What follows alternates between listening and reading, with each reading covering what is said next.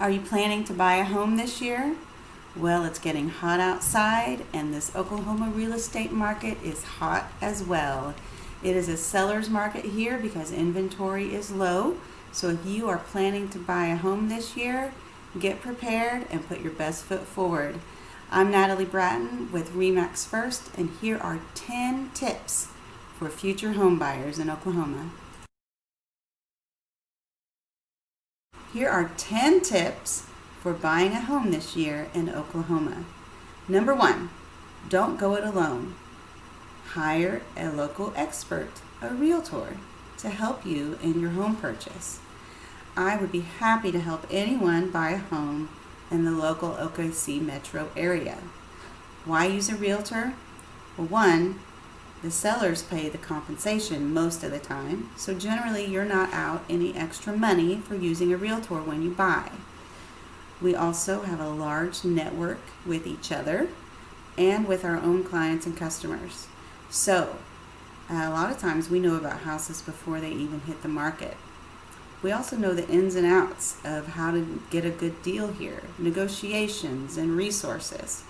So don't go it alone, hire a realtor. Number 2, go ahead and get pre-approved. Especially if you have a few months to go ahead and get everything checked out and make sure that you're in the best position possible going into your home purchase. Also, I would recommend getting approved with a reputable local lender. It's not that out-of-state lenders are always bad, but in a situation where there's multiple offers and the competition is high, the sellers are going to ask their realtor for advice. And the realtors, we all talk about the local lenders around here. And we talk about which lenders do a good job and which ones don't always do a good job. And we talk about the big banks around the country and give each other tips and advice about lenders. So if there's multiple offers that I'm presenting to a seller, and I know that the lender on one of the offers has a bad reputation of closing late or even dropping the ball completely and the buyer not getting their loan, I'm going to at least forewarn my sellers that that is a potential thing that could happen in the event they choose that offer. So use somebody who comes highly referred to you by a friend or your realtor, and know that you'll be in good hands with somebody here, and your offers will look strong when presented to sellers. Number 3, save money.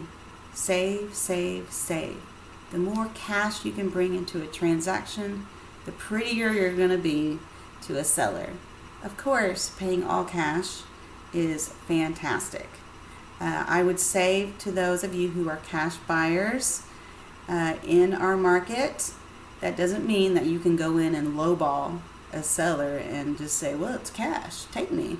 You still have to be competitive in price. You still have to make a good, fair offer. For those of you who need financing, you just want to look as prepared and ready as you can. So if you can pay your own closing costs, you will look great, or at least pay some of your own closing costs. See, it's permissible and even very normal and reasonable for a buyer to ask the seller to help pay some of their closing costs. But if the going gets tough, they want to know that you have some cash that you can put into the game. Also, if there's multiple offers, then they're going to want to look at the person who is the most financially stable looking in the transaction. They want to know that, well, okay, they're making a down payment and they're paying their own fees. Like, these people are legit. And that's how you want to look. You want to look legit to your sellers. Number 4, start researching now. I know it's so much fun for a lot of you to look at houses online, and that is exactly what you should be doing. You should be driving around neighborhoods. You should be researching areas, looking at houses online. I know that I put my friends and my customers, I build them online searches on my website as much as a year in advance so that they can kind of know what houses look like in their price range and in the neighborhoods they like. Go to open houses. Get a really good idea of where you want to be and what you need in your house before you step out there. Because number five is be ready to act. When it's time and you're really ready to buy a house, when a house goes on the market and it looks like what you want, you need to go that day and look at it. And if it checks off enough of the boxes and you think you want to live there, you need to make an offer that day. You can't wait around and you'll miss out.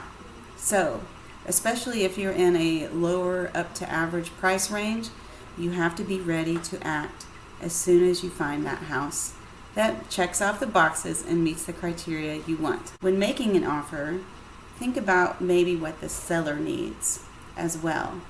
So if it's a house where there's going to be multiple offers, and if it's a really popular area, there's a lot more to an offer than just the price. So if the house is vacant, they probably want to close as soon as possible. If it isn't, the realtor, a good realtor, will ask, what are the things that are most important to the seller? Maybe they don't want to close for 6 weeks. Maybe they really want to keep something and reserve something in the house. Just find out little things that could mean a lot to a seller before writing your offer. Number 7, keep it simple. This is not the time to write really bizarre things in your offer. Keep it to the normal things that are listed in the contract. Don't ask for all kinds of extra stuff. Just keep it simple and to the point. The cleaner, we call it clean, the cleaner the offer looks, the better they're going to receive it from you. Number 8, write a love letter. If you find the house of your dreams, then it's okay to write a letter to the sellers and tell them what you love about their house and what you plan to do with it. Now, some people will tell you that they put pictures, like put a family picture attached to the letter. I personally don't do that. I think it's important for sellers not to know what the buyers look like when they are writing offers. And I actually, when I present offers to my clients, I don't even give the people's names. Of course, when they sign the contract, they'll see the people's names, but at first I like for them to be anonymous. But when it goes the other way around, I do like for my buyers to at least write a letter without a picture saying what they love about the property and what they're going to do with it. It can create an emotional tie to the seller, and so if there's multiple offers and it's really close, they will sometimes choose based on the letter. Number 9 is persevere. You know, it's not uncommon for people to have to write offers on multiple listings before they get one. In a market like this, where everything is moving really fast, you may write offers on 3 or 4 houses before you get the one that you're going to buy. So don't give up. Persevere. And eventually you'll get a new home. Number 10, well, for the last one, go to my website, oklahomahomeseller.com, and sign in and set up your own home search. Or if you want me to do it for you, leave me a message on there telling me what your criteria are, and I'll set it up for you so you can begin that research phase right now. Oh, and by the way, in the YouTube description notes, I'm going to post my favorite 3 reputable lenders, and I'll also post links to my website and to some other videos that will help you in your home buying process.